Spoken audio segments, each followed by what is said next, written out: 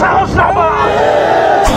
প্রিয় সাতক্ষীরাবাসী, আপনারা লক্ষ্য করেছেন ইসলামী স্কলার কবির সামাদ ভাইকে অপমান করা হয়েছে, মানে ইসলাম কবর করা হয়েছে। কথা বলে ঠিক কিনা বেটি?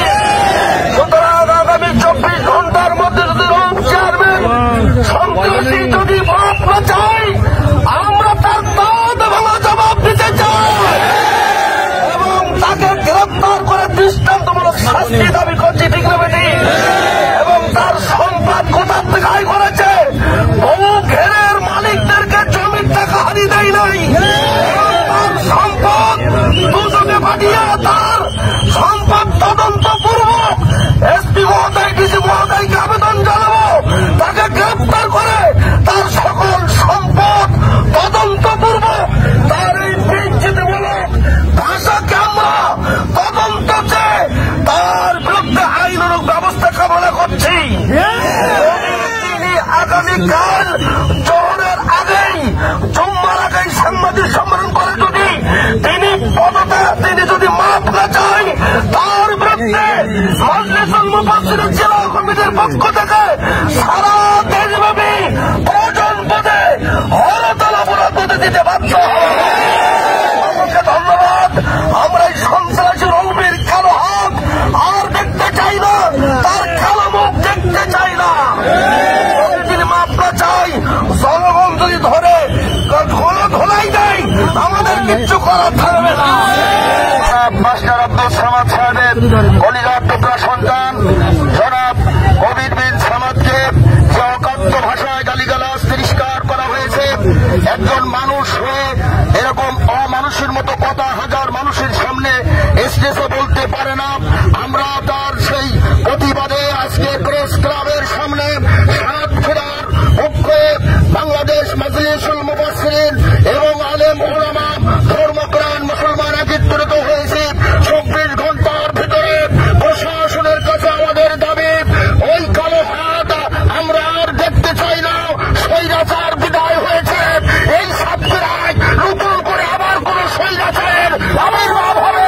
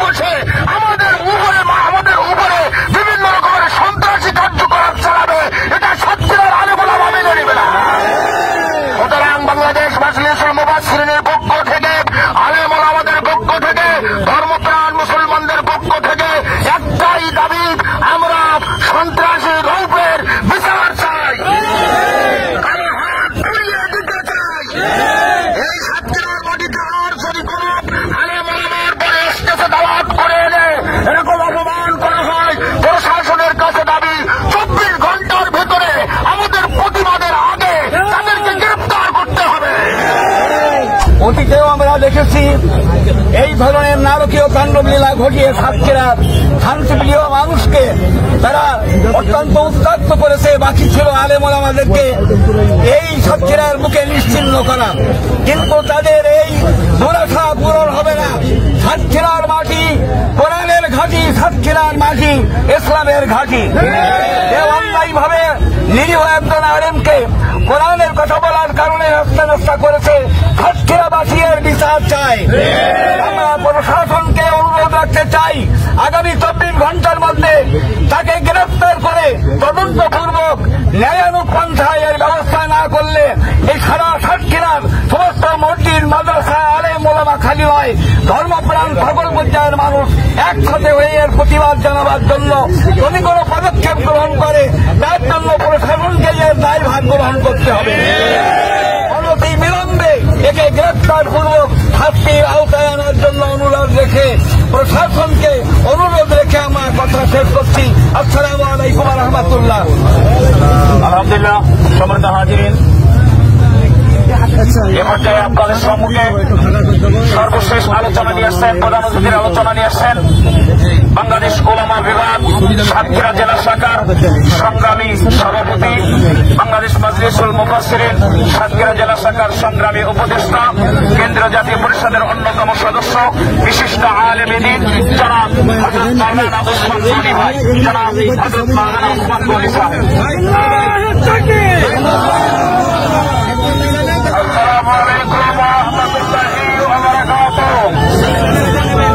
সম্মানিত আজকে অতি দুঃখের সঙ্গে একটি কথা বলতে হয়, সবাই বলে যার গা সবার ধনে কখনো না যায়, ধনের ছেলেরা ঢোল না থাকলে ব্যস্ত যায়।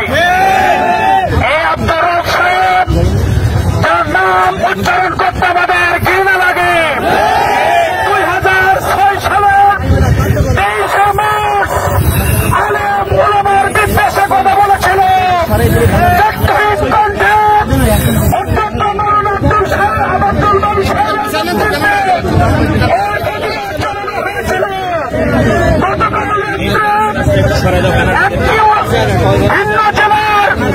একজন আলেম মেহমান হিসাবে আসায় আমরা মনে করি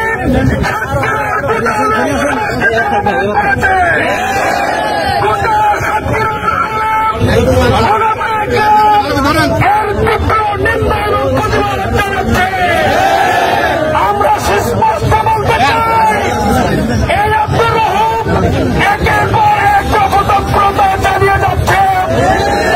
এই অপতৎপরতা বন্ধ করতে হবে। প্রশাসনের দৃষ্টি আকর্ষণ করতে চাই, মানুষ জেলা প্রশাসন, আপনি অবশ্যই এ বিষয়টি উপলব্ধি করেছেন। এদেশে সাতক্ষীরার গোটা উলামায়ে কেরাম এর বিরুদ্ধে অবস্থান করেছে। যদি আপনি এর ব্যবস্থা গ্রহণ না করেন, আমরা উলামায়ে কেরাম বাংলাদেশ মাজলিসুল মুফাসসিরিনের নেতৃত্বে আপনার দপ্তরে এর সঠিক বিচার কামনা করছি। এর দৃষ্টান্তমূলক শাস্তি যদি না নেন, যদি কোন আইনানুগ ব্যবস্থা গ্রহণ না করেন, পরবর্তী প্রশাসনকে এই আলেম সমাজ দায়ী করবেন। আমি গোটা সাতক্ষীরার উলামায়ে কেরাম সাতক্ষীরাবাসীকে আন্তরিকভাবে ধন্যবাদ জানাচ্ছি। আজকের এই প্রতিবাদ মানববন্ধনে একত্রিত হয়, সকলকে ধন্যবাদ।